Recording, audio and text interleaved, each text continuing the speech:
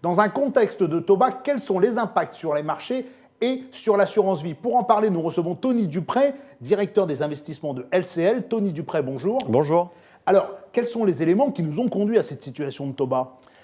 Alors, le contexte actuel de taux bas que l'on connaît aujourd'hui est lié à la politique monétaire menée par la Banque centrale européenne, la BCE.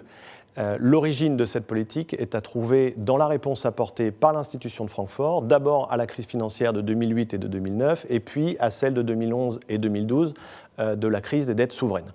La politique monétaire de la Banque centrale européenne a consisté à baisser les taux d'intérêt, instrument de politique monétaire orthodoxe, et puis également à mettre en place un assouplissement quantitatif. Et alors, cette situation est-elle durable ? Il nous semble que oui, dans le sens où la politique monétaire aujourd'hui accompagne ou participe à l'effort qui est fait pour relancer l'économie européenne. Et aujourd'hui, on s'aperçoit que la conjoncture économique reste affaiblie. On pense donc que cette politique monétaire accommodante continuera dans les années à venir.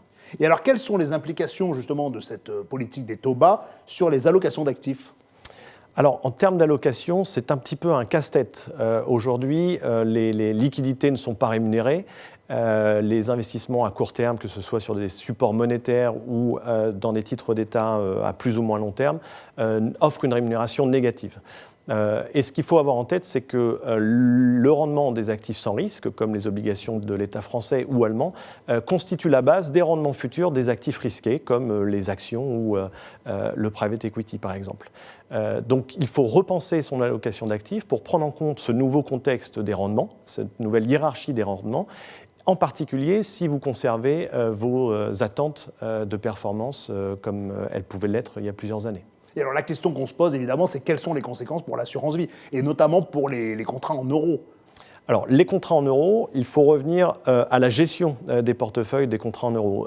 Cette gestion, ce sont des investissements dans des titres d'État allemands ou français en particulier. Aujourd'hui, les rendements sont négatifs. Les contrats en euros et la performance des contrats en euros vont donc refléter désormais plus fidèlement ce contexte de marché qui est plutôt pénalisant pour l'investisseur.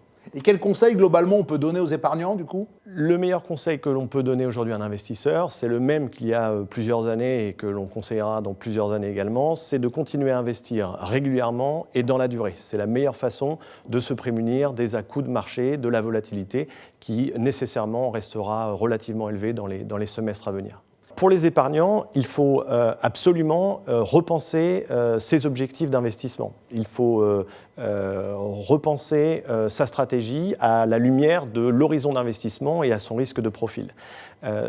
Le conseil que l'on donne aujourd'hui, c'est évidemment de considérer la diversification. Les épargnants français ont tendance à favoriser le contrat en euros, mais aujourd'hui, la hiérarchie des rendements dont je parlais un petit peu plus tôt nécessite de se diversifier vers des actifs qui présentent des profils de rendement, comme les actions, plus avantageux. Aujourd'hui, les liquidités ne sont pas rémunérées, elles le seront de moins en moins. On a vu certains établissements taxer les dépôts. Et donc, ce que l'on conseille et ce qu'on essaye de conseiller à nos clients, c'est de regarder là où il reste encore du rendement, notamment sur le marché des actions, il y a encore de la valeur. Il faut être sélectif, mais il y a encore de la valeur sur cette classe d'actifs. On l'a bien compris, dans un contexte de taux bas, il est donc plus que jamais urgent de bien diversifier ses placements. Tony Duprey, merci. Merci beaucoup. Au revoir.